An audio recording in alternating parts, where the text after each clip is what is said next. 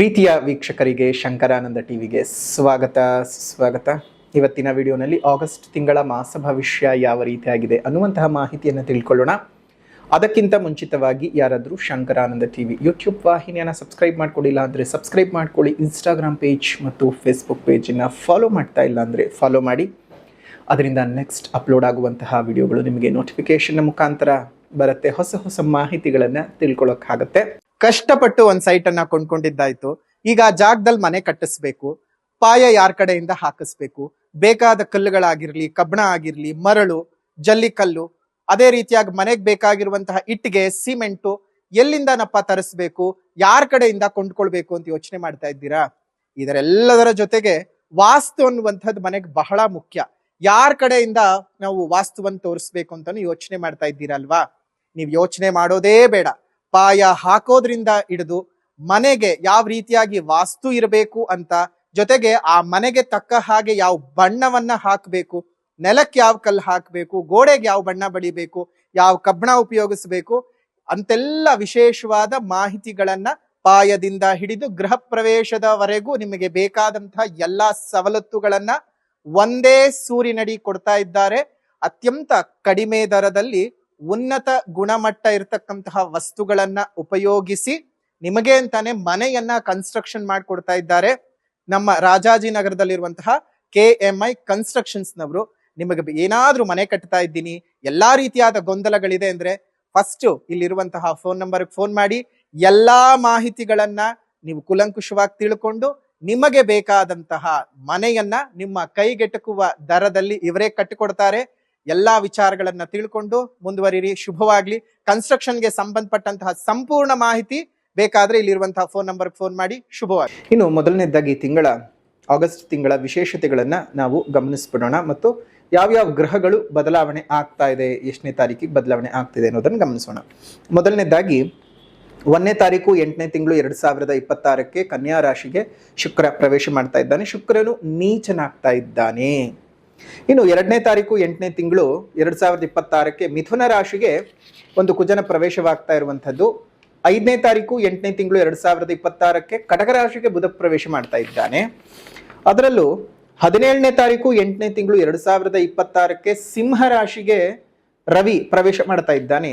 22ನೇ ತಾರೀಕು 8ನೇ ತಿಂಗಳು 2026 ಸಿಂಹ ರಾಶಿಗೆ ಬುಧ ಪ್ರವೇಶ ಮಾಡ್ತಾ ಇದ್ದಾನೆ. ಇದಿಷ್ಟು ಈ ತಿಂಗಳ ಗ್ರಹದ ಬದಲಾವಣೆಯ ಪರಿಸ್ಥಿತಿಗಳು. ಇನ್ನು ಈ ತಿಂಗಳ ವಿಶೇಷತೆಗಳು ಅಂತ ನೋಡಿದ ಸಂದರ್ಭಕ್ಕೆ ನಮಗೆ ಈ ತಿಂಗಳಲ್ಲಿ ಬರ್ತಕ್ಕಂತಹದ್ದು ಆಷಾಢ ಮತ್ತು ಶ್ರಾವಣ ಎರಡೂ ಬರುತ್ತೆ.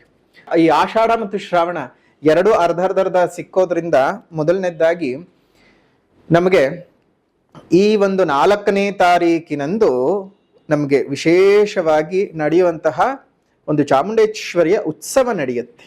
ಮೈಸೂರಿನಲ್ಲಿ ಚಾಮುಂಡೇಶ್ವರಿಯ ಜನ್ಮೋತ್ಸವ, ರೇವತಿ ನಕ್ಷತ್ರ. ಸೊ ಹಾಗಾಗಿ ಆ ಒಂದು ಜನ್ಮೋತ್ಸವ ನಡೀತಕ್ಕಂಥದ್ದು. ಅದಕ್ಕೆ ಬೇರೆ ಬೇರೆಯಾದಂತಹ ಪುರಾಣದ ಹಿನ್ನೆಲೆ ಏನಿಲ್ಲ. ರಾಜಮನೆತನದಿಂದ ನಡೀತಕ್ಕಂತಹ ಪೂಜೆಯ ಒಂದು ವಿಶೇಷ ಇರುತ್ತವೆ ಅಷ್ಟೇ. ಇನ್ನು 7ನೇ ತಾರೀಕು 8ನೇ ತಿಂಗಳು 2026 ಇನ್ನು ಆಷಾಢ ಮಾಸದ ಒಂದು ಶುಕ್ರವಾರದ ಲಕ್ಷ್ಮೀ ಪೂಜೆ, ಆಡಿ ಶುಕ್ರವಾರದ ಪೂಜೆ ಅಂತ ಕರಿತೀವಿ. ಅದಾದ ನಂತರ 12ನೇ ತಾರೀಕು 8ನೇ ತಿಂಗಳು 2026 ಜ್ಯೋತಿರ್ಭೀಮೇಶ್ವರ ವ್ರತ. ಅದನ್ನ ಭೀಮನ ಅಮಾವಾಸ್ಯೆ ಅಂತಲೂ ಕರಿತೀವಿ. ಯಾರ್ಯಾರು ಸುಮಂಗಲಿಗಳು ಇರ್ತೀರಿ, ತಮ್ಮ ಸುಮಂಗಲಿತ್ವ ಶಾಶ್ವತವಾಗಿ ಉಳಿಬೇಕು ಅಂತ ಹೇಳಿ ಪೂಜೆ ಮಾಡ್ಕೊಳ್ಳೋದು ಮತ್ತು ಮದುವೆ ಆಗದೇ ಇರತಕ್ಕಂತಹ ಒಂದು ಕನ್ಯೆಯರು ಉತ್ತಮವಾದಂತಹ ವರ ಬೇಕು ಅಂತ ಹೇಳಿ ಪೂಜೆ ಮಾಡಿಕೊಳ್ತಕ್ಕಂತಹದ್ದು ಈ ರೀತಿಯಾಗಿ ಮಾಡುವಂಥ ಪದ್ಧತಿ ಇರುವಂತಹದ್ದು ಇವತ್ತಿಗೂ ಇದೆ. ಇದನ್ನ ಸಂಜೀವಿನಿ ವ್ರತ ಅಂತಲೂ ಸಹ ಕರೀತಾರೆ.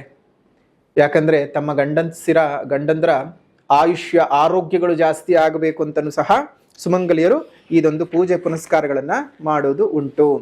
ಅದಾದ ನಂತರ 16ನೇ ತಾರೀಕು 8ನೇ ತಿಂಗಳು 2026 ಭಾನುವಾರದ ದಿವಸ ನಾಗ ಚತುರ್ಥಿ ಇದೆ.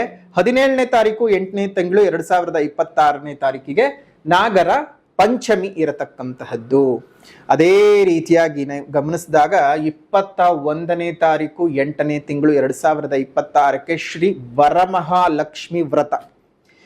ಈ ವರಮಹಾಲಕ್ಷ್ಮಿ ವ್ರತವನ್ನ ಭವಿಷ್ಯೋತ್ತರ ಪುರಾಣದಲ್ಲಿ ಹೇಳಿದ್ದಾರೆ ಮತ್ತು ಇದನ್ನು ಮಾಡೋದ್ರಿಂದ ಸಕಲ ಐಶ್ವರ್ಯ, ಆಯುಷ್ಯ, ಆರೋಗ್ಯಗಳು ವೃದ್ಧಿಯಾಗುತ್ತೆ, ಇಷ್ಟಾರ್ಥಗಳು ಸಿದ್ಧಿಯಾಗುತ್ತೆ ಅನ್ನುವಂತಹ ನಂಬಿಕೆ ಇರತಕ್ಕಂತಹದ್ದು.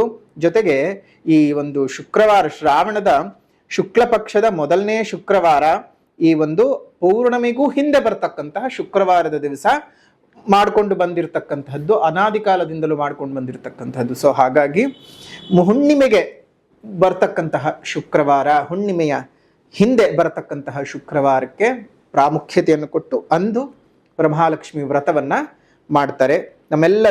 ನಮ್ಮೆಲ್ಲ ವೀಕ್ಷಕರಿಗೆ ವಿಶೇಷವಾದಂತಹ ಸೂಚನೆ ಏನಪ್ಪ ಅಂತ ಹೇಳಿದ್ರೆ, ನಾವು ಕಳೆದ ವರ್ಷ ಹೇಳಿದ್ವಿ ಏನಂತ, ವಿಧವೆಯರು ವರಮಹಾಲಕ್ಷ್ಮಿ ವ್ರತವನ್ನ ಮಾಡಬಹುದಾ, ವಿಧವೆಯರಿಗೆ ಅವಕಾಶ ಇದೆಯಾ ಅಂತ ತುಂಬಾ ಜನ ಪ್ರಶ್ನೆ ಕೇಳಿದ್ರು. ಅದಕ್ಕೆ ನಾವು ಉತ್ತರವನ್ನು ಕೊಟ್ಟಿದ್ವಿ. ಅದೇನೋ ಹೇಳ್ತಾರೆ ನೋಡಿ, ಜಡೆಗೆ ಜಡೆ ಶತ್ರು, ಜಾತಿಗೆ ಜಾತಿ ಶತ್ರು ಅಂತೆ. ಹಾಗಾಗಿ ಎಷ್ಟೋ ಜನ ಹೆಣ್ಮಕ್ಳೇ ಅದಕ್ಕೆ ವಿರುದ್ಧವಾಗಿಯೂ ಮಾತಾಡಿದ್ರು, ವಿಧವೆಯರಿಗೆ ಹೆಂಗ್ರಿ ಅವಕಾಶ ಕೊಡ್ತೀರಾ ಅಂತ. ಆದ್ರೆ ಈ ವರ್ಷ ನಾವು ಹೇಳ್ತಾ ಇದ್ದೇವೆ, ಪುನಃ ಹೇಳ್ತಾ ಇದ್ದೇವೆ, ವಿಧವೆಯರು ಅಂತ ಯಾರು ನೀವು ಕರ್ಕೊಳ್ತಿದ್ದೀರಲ್ಲ, ಗಂಡ ಮೃತವಾಗಿರ್ತಕ್ಕಂಥವ್ರು ಅವರಲ್ಲ ವಿಧವೆಯರು. ಈ ರೀತಿಯಾದಂತಹ ಮಾನಸಿಕ ರೋಗದಿಂದ ಬಳಲ್ತಿರ್ತೀರಲ್ಲ ನೀವು, ಗಂಡನಿದ್ದರೂ ವಿಧವೆಯರು. ಫಸ್ಟ್ ಆ ಮಾನಸಿಕ ರೋಗದಿಂದ ಆಚೆ ಬನ್ನಿ. ನೀವ್ಯಾರೋ ಅವ್ರನ್ನ ಕರೆದು ಕುಂಕುಮ ಕೊಡ್ಲಿಲ್ಲ, ವಿಧವೆಯರಿಗೆ ಅರ್ಶನ ಕೊಡ್ಲಿಲ್ಲ, ಅವ್ರಿಗೆ ಕುಂಕುಮ ಕೊಡ್ಲಿಲ್ಲ ಅಂತ ಯಾವ ವಿಧವೆಯರು ಸಹ ಯೋಚನೆ ಮಾಡೋದೇ ಬೇಕಾಗಿಲ್ಲ. ನಾನಿದ್ದೇನೆ, ಇನ್ನು ನನ್ನ ಆಶ್ರಮದಲ್ಲಿ, ನನ್ನ ಮಠದಲ್ಲಿ ಇದೇ ವರಮಹಾಲಕ್ಷ್ಮಿ ವ್ರತವನ್ನ ವಿಧವೆಯ ಕೈನಲ್ಲೇ ಆಚರಣೆ ಮಾಡಿಸ್ತೀವಿ. ಯಾರು ಬೇಕಾದ್ರೂ ಬರಬಹುದು. ನನಗೆ ಮಂತ್ಲಿ ಪೀರಿಯಡ್ಸ್ ಡೇಟ್ ಆಗಿ ಹೋಗ್ಬಿಟ್ಟಿದೆ, ನನಗೆ 3ನೇ ದಿವಸ 5ನೇ ದಿವಸ, ಯಾವ ಕಾರಣನೂ ಬೇಕಾಗಿಲ್ಲ. ನಿಮಗೆ ಬಂದು ಪಾಲ್ಗೊಳ್ಳುವಂತಹ ಇಚ್ಛೆ ಇತ್ತ ಖಂಡಿತವಾಗ್ಲೂ ನಿಮ್ಮ ಹೆಸರನ್ನು ಬರೆಸ್ಕೊಳ್ಳಿ, ಬನ್ನಿ. ಯಾವುದೇ ರೀತಿ ಹಣ ಕೊಡ್ಬೇಕಾಗಿಲ್ಲ, ಕಾಸು ಕೊಡ್ಬೇಕಾಗಿಲ್ಲ. ಯಾಕಂದ್ರೆ ನಮಗೊಂದು ವ್ಯವಸ್ಥೆಗೋಸ್ಕರ, ಇಷ್ಟು ಜನಕ್ಕೆ ಅಂತ ಗೊತ್ತಾಗ್ಲಿ ಅನ್ನುವಂತಹ ಉದ್ದೇಶಕ್ಕೋಸ್ಕರ, ಇಷ್ಟು ಜನ ಅಂತ ಲೆಕ್ಕಕ್ಕೋಸ್ಕರ ನಿಮ್ಮ ಹೆಸರನ್ನು ಬರೆಸಿ ಅಂತ ಹೇಳ್ತಿರೋದು, ಬೇರೆ ಇನ್ಯಾವುದೇ ಕಾರಣಕ್ಕೂ ಅಲ್ಲ. ನಿಮಗೆ ಮನೆಯಲ್ಲಿ ಮಾಡೋಕ್ ಸಾಧ್ಯ ಇಲ್ವಾ? ಯಾರು ಕರೆದು ಅರ್ಶನ ಕುಂಕುಮ ಕೊಡ್ತಾ ಇಲ್ವಾ?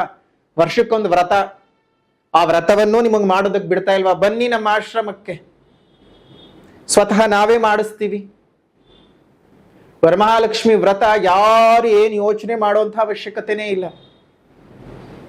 ಪೀರಿಯಡ್ಸ್ ಆಗಿರೋರು ಸಹ ನಿಮಗೆ ಮನೇಲಿ ಮಾಡ್ಕೊಳಕ್ ಆಗ್ತಿಲ್ವಾ? ಬನ್ನಿ. ಅಥವಾ ಮನೇಲಿ ಮಾಡ್ಕೊಳ್ಬಾರ್ದು ಅಂತ ನಿಮ್ಮ ತಲೆ ಒಳಗೆ ಏನೇನೋ ತುಂಬಿದ್ದಾರಲ್ಲ ವಿಷಗಳನ್ನ, ಆ ವಿಷಗಳಿಂದ ಆಚೆಗೆ ಬನ್ನಿ. ಇದೇ ವರ್ಷದಿಂದ ಪ್ರತಿ ವರ್ಷ ಪ್ರತಿ ವ್ರತಗಳಿಗೂ ಅಷ್ಟೇ ನಮ್ಮ ಆಶ್ರಮ ಸದಾಕಾಲ ಬಾಗಿಲು ತೆಗೆದೇ ಇರತ್ತೆ. ಬರುವಂಥವ್ರನ್ನ ನೀವು ವಿಧವೆಯರಾ, ಮುತ್ತೈದೆಯರಾ, ನಿಮಗೆ ಪೀರಿಯಡ್ಸ್ ಆಗಿದ್ಯಾ, ನಿಮ್ಗೆ ಎಷ್ಟನೇ ದಿನ, ತಲೆ ಸ್ನಾನ ಮಾಡಿದೀರಾ, ಮೈಕ್ ಸ್ನಾನ ಮಾಡಿದೀರಾ, ಅದೇನು ಇಲ್ಲ. ಕೇಳೋವಂಥದ್ದು ಇಷ್ಟೇ, ನಂಬಿಕೆ ಇದೆಯಾ, ಭಕ್ತಿ ಇದೆಯಾ, ಶ್ರದ್ಧೆ ಇದೆಯಾ, ಮಾಡೋದಕ್ಕೆ ಮನಸ್ಸಿದೆಯಾ, ಇಷ್ಟೇ ಕೇಳೋದು. ಇಷ್ಟಿದ್ರೆ ಆರಾಮವಾಗಿ ಬನ್ನಿ, ಆರಾಮವಾಗಿ ಅಮ್ಮನವರ ಪೂಜೆಯನ್ನ ಎಲ್ಲರೂ ಸೇರಿ ಮಾಡೋಣ. ಅಮ್ಮನವರ ಕೃಪೆಗೆ ಪಾತ್ರರಾಗಿ ಅಮ್ಮನವರಿಂದ ಸಿಗಬೇಕಾಗಿದ್ದಂತಹ ಎಲ್ಲ ಅನುಕೂಲಗಳನ್ನ ಪಡ್ಕೊಳ್ಳೋಣ. ಒಳ್ಳೇದಾಗ್ಲಿ. ಇನ್ನು ಮಾಸ ಭವಿಷ್ಯದ ಕಡೆ ಗಮನ ಹರಿಸೋದಾಯ್ತು ಅಂತ ಹೇಳಿದ್ರೆ, ಈಗಾಗಲೇ ಗ್ರಹಗಳ ಬದಲಾವಣೆಗಳ ಬಗ್ಗೆ ತಿಳ್ಕೊಂಡಿದ್ದೀವಿ. ರಾಶಿ ಭವಿಷ್ಯ. ಇನ್ನು ಮೇಷರಾಶಿಯವರಿಗೆ ಗ್ರಹಗಳ ಸ್ಥಿತಿಯನ್ನ ನೋಡೋದಾಯ್ತು ಅಂತ ಹೇಳಿದ್ರೆ, ನಿಮ್ಮ ರಾಶಿಯಿಂದ 3ನೇ ಮನೆಯಲ್ಲಿ ಕುಜನು, 4ನೇ ಮನೆಯಲ್ಲಿ ರವಿ, ಬುಧ, ಗುರು ಮತ್ತು 5ನೇ ಮನೆಯಲ್ಲಿ ಕೇತು, 6ನೇ ಮನೆಯಲ್ಲಿ ನೀಚ ಶುಕ್ರ, 11ನೇ ಮನೆಯಲ್ಲಿ ರಾಹು ಮತ್ತು 12ನೇ ಮನೆಯಲ್ಲಿ ಶನಿ ಇರುವಂಥದ್ದು. ರವಿಯ ಸಂಚಾರವು ನಿಮಗೆ 4 ಮತ್ತು 5ನೇ ಮನೆಯಲ್ಲಿ, ಬುಧನ ಸಂಚಾರವು ಸಹ 4 ಮತ್ತು 5ನೇ ಮನೆಯಲ್ಲಿ ನಡೀತಕ್ಕಂಥದ್ದು. ಈ ಒಂದು ಗ್ರಹದ ಸ್ಥಿತಿಗತಿಗಳನ್ನು ನಾವು ಗಮನಿಸೋದಾಯ್ತು ಅಂತ ಹೇಳಿದ್ರೆ, ನೋಡಿ, ಮೊದಲನೇದಾಗಿ ನಿಮಗೆ ನಿಮ್ಮ ರಾಶ್ಯಾಧಿಪತಿಯು 3ನೇ ಮನೆಯಲ್ಲಿ ಇರುವಂಥದ್ದು. ನಿಮ್ಮ ದೇಹಾಧಿಪತಿ ಮತ್ತು ಅಷ್ಟಮಾಧಿಪತಿ, ಆತ್ಮಾಧಿಪತಿ ಆಗಿರ್ತಕ್ಕಂತಹ ಕುಜನು 3ನೇ ಮನೆಯಲ್ಲಿ ಇರೋದ್ರಿಂದ ದೇಹಕ್ಕೆ ಬಹಳ ಆಯಾಸಗಳು ಉಂಟಾಗ್ತಕ್ಕದು. ಕೆಲಸ ಕಾರ್ಯಗಳು ನಿಧಾನವಾಗುತ್ತೆ, ನಿಮಗೆ ಗೊಂದಲಗಳು ಜಾಸ್ತಿ ಕ್ರಿಯೇಟ್ ಆಗ್ತಾ ಹೋಗುತ್ತೆ. ಏನೋ ಯೋಚನೆ ಮಾಡ್ತೀರಿ, ಅದು ಬೇರೆ ಇನ್ನೊಂದು ಯಾವುದೋ ರೀತಿಯಲ್ಲಿ ನಡೀತಾ ಹೋಗುತ್ತೆ. ಮತ್ತು ಅಂದ್ಕೊಂಡಿರ್ತಕ್ಕಂತಹ ಕೆಲಸ ಕಾರ್ಯಗಳು ಸರಿಯಾಗಿ ಸಾಗೋದಿಲ್ಲ, ಮಾನಸಿಕವಾದಂತಹ ವ್ಯತ್ಯಯಗಳು ಉಂಟಾಗ್ತಾ ಹೋಗುತ್ತೆ. ಇನ್ನು ನಿಮ್ಮ ಧನಾಧಿಪತಿ ಮತ್ತು ಸಪ್ತಮಾಧಿಪತಿಯು ಶುಕ್ರನು ನೀಚನಾಗಿದ್ದಾನೆ, ಅದರಲ್ಲೂ 6ನೇ ಮನೆಯಲ್ಲಿ ನೀಚನಾಗಿರೋದ್ರಿಂದ ಮೊದಲೇ ನಿಮ್ಮ ರಾಶಿಗೂ ಆ ಒಂದು ಗ್ರಹಕ್ಕೂ ಅಂತಹ ಒಳ್ಳೆಯ ಸಂಬಂಧ ಏನಿಲ್ಲ.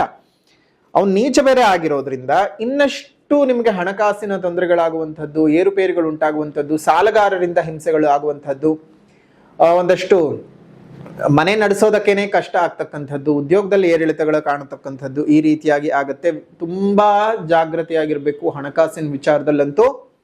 ಈ ಒಂದು ಮೇಷರಾಶಿಗೆ ಸಂಬಂಧಪಟ್ಟಿರುವಂಥವ್ರು ತುಂಬಾ ಕಷ್ಟಗಳಾಗುತ್ತೆ. ಯಾರು ಲೇವಾದೇವಿ ವ್ಯವಹಾರ ಮಾಡ್ತಾ ಇದ್ದೀರಿ, ಯಾರು ಚಿಟ್ ಫಂಡ್ಸ್ಗಳನ್ನು ನಡೆಸ್ತಾ ಇದ್ದೀರಿ, ಯಾರು ಫೈನಾನ್ಸ್ ವ್ಯವಹಾರಗಳನ್ನು ಮಾಡ್ತಾ ಇದ್ದೀರಿ, ವಾರದ ಬಡ್ಡಿ, ದಿನದ ಬಡ್ಡಿ, ತಿಂಗಳ ಬಡ್ಡಿ ಅಂತ ಅನ್ಕೊಂಡು ಯಾರು ಬಡ್ಡಿ ವ್ಯವಹಾರಗಳಿಗೆ ಹೋಗ್ತಿದ್ದೀರಿ, ಜಾಗ್ರತೆ ಜಾಗ್ರತೆ ಜಾಗ್ರತೆ. ನಿಮ್ಮ ದುಡ್ಡು ಹಾಳಾಗೋದಂತೂ ಖಂಡಿತ. ಬರೆದಿಟ್ಕೊಳ್ಳಿ, ಸ್ವಲ್ಪ ಜಾಗ್ರತೆಯಾಗಿ ವ್ಯವಹಾರಗಳನ್ನು ಮಾಡ್ತಾ ಬನ್ನಿ. ಇನ್ನು 4ನೇ ಮನೆಯಲ್ಲಿ ಇರತಕ್ಕಂತಹ ಒಂದು ಉಚ್ಚ ಗುರುವಿನ ಪ್ರಭಾವ, ಅದು ಒಂದು ಹಂತಕ್ಕೆ ನಿಮಗೆ ಈ ಕಡೆ ಗುರುಬಲ ಇದೆ ಮತ್ತು ಗುರುಬಲ ಇಲ್ಲ, ಎರಡರ ನಡುವಿನ ಅವಸ್ಥೆ, ನ್ಯೂಟ್ರಲ್ ಇರುತ್ತೆ ಮತ್ತು ಇರಲ್ಲ, ಆ ರೀತಿಯಾದಂತಹ ಭಾವದಲ್ಲಿ ಇರುವಂತಹದ್ದು ಈ ಒಂದು ಗುರುವಿನ ಅನುಗ್ರಹ ಉಂಟಾಗ್ತಕ್ಕಂಥದ್ದು. ಅದರ ಜೊತೆಗೆ 5ನೇ ಮನೆ ಒಳಗಡೆ ಕೇತು ಇರುವಂತಹದ್ದು. ಈ 5ನೇ ಮನೆಯ ಕೇತು ನಿಮಗೆ ಬಹಳ ಹಿಂಸಾಕಾರಕವಾಗಿರುತ್ತೆ ಮಕ್ಕಳ ವಿಚಾರಕ್ಕೆ. ನಿಮ್ಮ ಮಕ್ಕಳ ವಿಚಾರಗಳಲ್ಲಿ ತುಂಬಾ ಹಿಂಸೆಗಳನ್ನ, ಅವರಿಗೆ ಆರೋಗ್ಯದ ಸಮಸ್ಯೆಗಳು ಉಂಟಾಗಬಹುದು, ಅಥವಾ ಅವ್ರಿಗೆ ಬೇರೆ ಬೇರೆ ಇನ್ಯಾವುದೇ ರೀತಿಯಾದಂತಹ ಸಮಸ್ಯೆಗಳು ಉಂಟಾಗಬಹುದು, ಆ ಥರ ಆಗ್ತಾ ಇರುತ್ತೆ. ಜೊತೆಗೆ 6ನೇ ಮನೆ ಮೇಲೆ ಕುಜನ ದೃಷ್ಟಿ ಬಿದ್ದಿರೋದ್ರಿಂದ ವಿಪರೀತವಾದಂತಹ ಅನಾರೋಗ್ಯಗಳು ನಿಮಗೆ ಜಾಸ್ತಿ ಆಗ್ತಾ ಇರುತ್ತೆ. ಇಲ್ಲಿ ಶುಕ್ರ ಮತ್ತು ಕುಜನ ಸಂಬಂಧ ಬಂದಿರೋದ್ರಿಂದ ಗುಹ್ಯ ರೋಗಗಳು, ಗುಪ್ತಾಂಗಕ್ಕೆ ಸಂಬಂಧಪಟ್ಟಂತಹ ಕಾಯಿಲೆಗಳು ಮತ್ತು ಚರ್ಮವ್ಯಾಧಿಗಳು ಅಧಿಕವಾಗ್ತಕ್ಕಂಥದ್ದು ಈ ರೀತಿಯಾಗಿ ಆಗುತ್ತೆ. ಬುಧನು ಕೇತುವಿನ ಜೊತೆಗೆ ಸೇರ್ತಾನೆ 5ನೇ ಮನೆಗೆ. ಸೊ ಆ ಟೈಮಿನ ನಂತರದಲ್ಲಂತೂ ಇನ್ನಷ್ಟು ಸ್ಕಿನ್ ಡಿಸೀಸಸ್, ಸ್ಕಿನ್ ಪ್ರಾಬ್ಲಮ್ಗಳು ಜಾಸ್ತಿ ಆಗುವಂಥದ್ದಾಗತ್ತೆ ಈ ಒಂದು ಮೇಷರಾಶಿನಲ್ಲಿ ಹುಟ್ಟಿರ್ತಕ್ಕಂಥವ್ರಿಗೆ. ಅದ್ರ ಜೊತೆಗೆ 11ನೇ ಮನೆಯಲ್ಲಿ ಇರ್ತಕ್ಕಂತಹ ರಾಹು ದುಡ್ಡನ್ನು ಒಳಗೆ ಹೇಗೆ ಕರ್ಕೊಂಡು ಬರುತ್ತೋ ಅದೇ ರೀತಿಯಾಗಿ ಕಳ್ಕೊಳ್ಳೋಕ್ಕೂ ಅಷ್ಟೇ ಅವಕಾಶಗಳನ್ನು ಮಾಡ್ಕೊಳ್ಳುತ್ತೆ. 12ನೇ ಮನೆಯ ಶನಿಯು ನಿಮಗೆ ತುಂಬಾ ಒಂದು ರೀತಿಯಾಗಿ ಪೀಡಾಕಾರಕವಾಗಿ ಕಾಡೋದಕ್ಕೆ ಶುರುವಾಗಿರುತ್ತೆ. 7.5 ಶನಿ ನಡೀತಾ ಇದೆ. ಎಷ್ಟನೇ ಬಾರಿ ನಡೀತಾ ಇದೆ ಅನ್ನೋದನ್ನು ಯೋಚನೆ ಮಾಡಿ. ಮೊದಲನೇ ಬಾರಿ ನಡೀತಾ ಇದೆಯಾ, 2ನೇ ಬಾರಿ ನಡೀತಾ ಇದೆಯಾ, 3ನೇ ಬಾರಿ ನಡೀತಾ ಇದೆಯಾ ಅನ್ನೋದನ್ನ ಗಮನದಲ್ಲಿ ಇಟ್ಕೊಂಡು ನೀವೇನ್ ಮಾಡಬೇಕು, ಒಳ್ಳೆ ರೀತಿಯಲ್ಲಿ ನೀವು ಉತ್ತಮವಾಗಿರ್ತಕ್ಕಂತಹ ಪರಿಹಾರಗಳನ್ನ ನೀವು ಮಾಡ್ಕೊಳ್ಳಿ.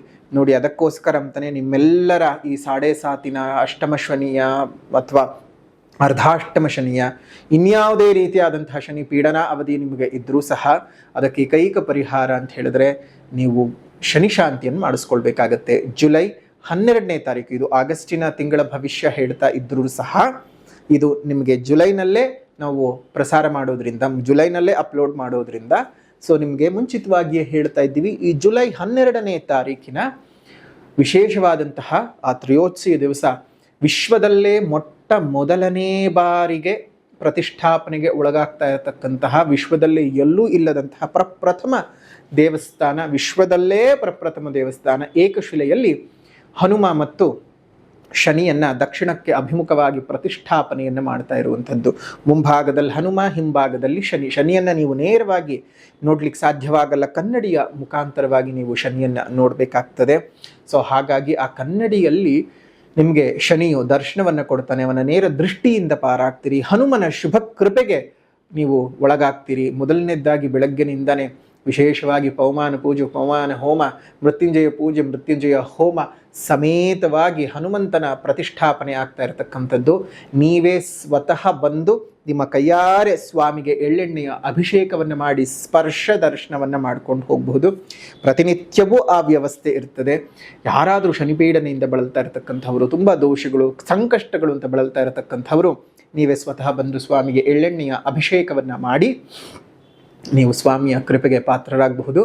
ಜುಲೈ 12ನೇ ತಾರೀಕಿನಂದು ನಡೆಯುವಂತಹ ವಿಶೇಷವಾದ ಶನಿ ಮಹಾಯಾಗದಲ್ಲಿ ನೀವೆಲ್ಲರೂ ಪಾಲ್ಗೊಂಡು ವಿಶೇಷವಾಗಿ ಶನಿ ದೋಷಕ್ಕೆ ಪರಿಹಾರ ಮಾಡಿಕೊಂಡು ಶನಿ ಪೂಜೆಯನ್ನು ಮಾಡಿಸ್ಕೊಳ್ಳಿ. ಅದಕ್ಕೆ ಶುಲ್ಕ 800 ರೂಪಾಯಿಗಳಿರುತ್ತವೆ. ಇನ್ನಷ್ಟು ಹೆಚ್ಚಿನ ಮಾಹಿತಿ ಬೇಕು ಅಂದರೆ ಇಲ್ಲೇ ಇರತಕ್ಕಂತಹ ಫೋನ್ ನಂಬರ್ಗೆ ಫೋನ್ ಮಾಡಿ ಸಂಪೂರ್ಣವಾದ ಮಾಹಿತಿಯನ್ನು ತಿಳ್ಕೊಂಡು ನೀವು ಬಂದು ಭೇಟಿ ಮಾಡಬಹುದು. ನೇರವಾಗಿ ಪೂಜೆಗೆ ಸಹ ಬರಬಹುದು. ಸಾಧ್ಯ ಇಲ್ಲದೇ ಇರುವಂಥವರು ಆನ್ಲೈನ್ನಲ್ಲಿ ಬುಕ್ ಮಾಡಿಕೊಂಡ್ರೆ ಪ್ರಸಾದ ನಿಮ್ಮ ಮನೆಗೆ ಬರುತ್ತೆ. ಶನಿಯ ರಕ್ಷಾ ಕವಚ ಕೊಡ್ತೀವಿ, ಅದನ್ನು ಕತ್ತಿನಲ್ಲಿ ಧರಿಸಬೇಕು ಮತ್ತು ಶನಿಯ ರಕ್ಷೆಯನ್ನು ಪ್ರತಿನಿತ್ಯ ಹಣೆಗೆ ಹಚ್ಕೊಳ್ಬೇಕು. ಇದರಿಂದ ನಿಮಗೆ ಶನಿ ಪೀಡನೆಯಿಂದ ತುಂಬ ಬೇಗ ಪಾರಾಗ್ತೀರಿ. ಎಲ್ಲರಿಗೂ ಸಹ ಒಳ್ಳೇದು ಆಗ್ತದೆ, ಒಳ್ಳೇದು ಆಗಲಿ ಅನ್ನುವಂಥದ್ದಕ್ಕೆ ವಿಶ್ವದ ಪ್ರಪ್ರಥಮ ಏಕಶಿಲಾಮೂರ್ತಿಯಲ್ಲಿ ಶನಿ ಮತ್ತು ಹನುಮಂತನನ್ನು ಒಂದು ದಕ್ಷಿಣಕ್ಕೆ ಅಭಿಮುಖವಾಗಿ ಪ್ರತಿಷ್ಠಾಪನೆ ಮಾಡಿ ನಿಮ್ಮೆಲ್ಲರಿಗೂ ಅನುಕೂಲ ಮಾಡಿಕೊಡ್ತಾ ಇದ್ದೇವೆ. ಇದನ್ನು ತಾವೆಲ್ಲರೂ ಸಹ ಉಪಯೋಗ ಮಾಡಿಕೊಳ್ಬೇಕು. ಇನ್ನು ಇದೇ ಒಂದು ಭವಿಷ್ಯವನ್ನು, ಈ ಒಂದು ಆಗಸ್ಟ್ ತಿಂಗಳ ಭವಿಷ್ಯವನ್ನು ಮುಂದುವರಿಸೋದಾಯಿತು ಅಂತ ಹೇಳಿದ್ರೆ, ವ್ಯಾಪಾರ ವ್ಯವಹಾರ ಉದ್ಯೋಗಗಳು ಅನೇಕ ಅಡೆತಡೆಗಳಲ್ಲೇ ಸಾಗುವಂಥದ್ದು ಜಾಸ್ತಿ ಆಗುತ್ತೆ. ಲಾಭಗಳು ತುಂಬ ಕಡಿಮೆ ಆಗ್ತಕ್ಕಂಥದ್ದು, ವಿನಾಕಾರಣ ದುಂದು ವೆಚ್ಚಗಳು ಜಾಸ್ತಿ ಆಗುವಂಥದ್ದು, ಅನಾವಶ್ಯಕ ಮಾತಿನ ವಿಚಾರಗಳಲ್ಲಿ ಸಮಸ್ಯೆಗಳನ್ನು ನೋಡ್ತಕ್ಕಂಥದ್ದು, ಇಲ್ಲ ಸಲ್ಲದ ಅಪವಾದಗಳು ನಿಮಗೆ ಬರ್ತಕ್ಕಂಥದ್ದು, ಮನೆಯಲ್ಲಿ ಹೆಂಡತಿ ಮಕ್ಕಳೊಟ್ಟಿಗೆ ತುಂಬ ಕಷ್ಟಮಯವಾದಂತಹ ಸಮಯವನ್ನು ಕಳೀತಕ್ಕಂಥದ್ದು ಆಗುತ್ತೆ. ಜೊತೆಗೆ ವಾದ ವಿವಾದಗಳು ಜಾಸ್ತಿ ಆಗ್ತಕ್ಕಂಥದ್ದು, ಅಪಜಯಗಳು ಜಾಸ್ತಿ ಆಗುವಂಥದ್ದು, ವ್ಯರ್ಥ ಧನಹಾನಿಗಳು ಉಂಟಾಗುತ್ತೆ, ಬಂಧು ಮಿತ್ರರಿಂದ ಬಹಳ ವಿರೋಧಾಭಾಸಗಳು ಉಂಟಾಗ್ತಕ್ಕಂಥದ್ದು, ಮನೆಯಲ್ಲಿ ನೆಮ್ಮದಿ ಹಾಳಾಗ್ತಕ್ಕಂಥದ್ದು ತುಂಬಾ ಇದೆ. ಹುಷಾರಾಗಿರಬೇಕು. ನಕ್ಷತ್ರ ರೀತಿಯಲ್ಲಿ ಪರಿಹಾರದ ಕ್ರಮಗಳನ್ನು ಮಾಡಿಕೊಂಡು ಉತ್ತಮವಾದ ಭವಿಷ್ಯವನ್ನು ರೂಪಿಸ್ಕೊಳ್ಳಿ. ಇನ್ನು ಮೊದಲನೇದಾಗಿ ಪರಿಹಾರವನ್ನು ನೋಡೋದಾಯಿತು ಅಂದರೆ ಸಾಮಾಜಿಕ ಪರಿಹಾರ, ಪ್ರಕೃತಿಯನ್ನು ಉಳಿಸಿ, ಪ್ರಕೃತಿಯನ್ನು ಬೆಳೆಸಿ, ಇನ್ನಿತರ ಜೀವ ಜಂತುಗಳಿಗೆ ಒಂದಿಷ್ಟು ಆಸರೆಯಾಗಿರಿ. ಮುಂದಿನ ಪೀಳಿಗೆಯ ಉಸಿರು ಚೆನ್ನಾಗಿರ್ಬೇಕಂದ್ರೆ ಹಿಂದೆ ಹಸಿರನ್ನು ಉಳಿಸ್ಕೊಳ್ಬೇಕು. ಹಸಿರನ್ನು ಉಳಿಸ್ಕೊಳ್ಳೋದ್ರ ಬಗ್ಗೆ ಕಾಳಜಿ ಮಾಡಿ. ಅದರ ಜೊತೆಗೆ ಆಧ್ಯಾತ್ಮಿಕ ಪರಿಹಾರ ಅಂತ ಬಂದಾಗ ಪ್ರತಿಯೊಬ್ಬರೂ ಅಷ್ಟೇ ಪ್ರತಿನಿತ್ಯ ಸುಬ್ರಹ್ಮಣ್ಯ ದಂಡಕಂ ಸ್ತೋತ್ರವನ್ನು ಪ್ರತಿನಿತ್ಯ ಪಠಣ ಮಾಡ್ಕೊಳ್ತಾ ಬನ್ನಿ. ಸುಬ್ರಹ್ಮಣ್ಯನ ಆರಾಧನೆಯನ್ನು ಮಾಡಿ. ನಿಮ್ಮ ರಾಶಿಯಾಧಿಪತಿಯು ಕುಜ, ಸರ್ಪಗಳ ದೋಷಗಳಿಂದ, ಸರ್ಪದಿಂದ ಏನಾದರೂ ಆಗುವಂತಹ ಅವಘಡಗಳಿಂದ ನಿಗ್ರಹವಾಗಬೇಕು ಅಂತಂದರೆ ಅದಕ್ಕೆ ನಾವು ನೇರವಾಗಿ ಸುಬ್ರಹ್ಮಣ್ಯ ದೇವರನ್ನು ಪೂಜೆ ಮಾಡಬೇಕಾಗ್ತದೆ. ಸೊ ಹಾಗಾಗಿ ಸುಬ್ರಹ್ಮಣ್ಯ ದೇವರ ಪೂಜೆ, ಆರಾಧನೆ, ದಂಡಕದ ಪಠಣ ಮಾಡ್ಕೊಳ್ತಾ ಬನ್ನಿ. ಶುಭವಾಗಲಿ, ಮಂಗಳವಾಗಲಿ. ಇದಾಗಿತ್ತು ಮೇಷರಾಶಿಯವರ ಆಗಸ್ಟ್ ತಿಂಗಳ ಮಾಸ ಭವಿಷ್ಯ ಹೇಗಿದೆ ಅಂತ. ವಿಡಿಯೋ ಇಷ್ಟ ಆಗಿದ್ರೆ ಲೈಕ್ ಮಾಡಿ, ಶೇರ್ ಮಾಡಿ, ಕಮೆಂಟ್ ಮಾಡಿ. ಮತ್ತೊಂದು ವಿಡಿಯೋನಲ್ಲಿ ಭೇಟಿ ಮಾಡೋಣ. ಅಲ್ಲಿವರೆಗೂ ನಮಸ್ಕಾರ. ಲೋಕ ಸಮಸ್ತ ಸುಖಿನೋ ಭವಂತು, ಸಕಲ ಸನ್ಮಂಗಳಾನಿ ಭವಂತು, ಸರ್ವೇ ಜನಾಃ ಸುಖಿನೋ ಭವಂತು, ಸಮಸ್ತ ಸನ್ಮಂಗಳಾನಿ ಭವಂತು.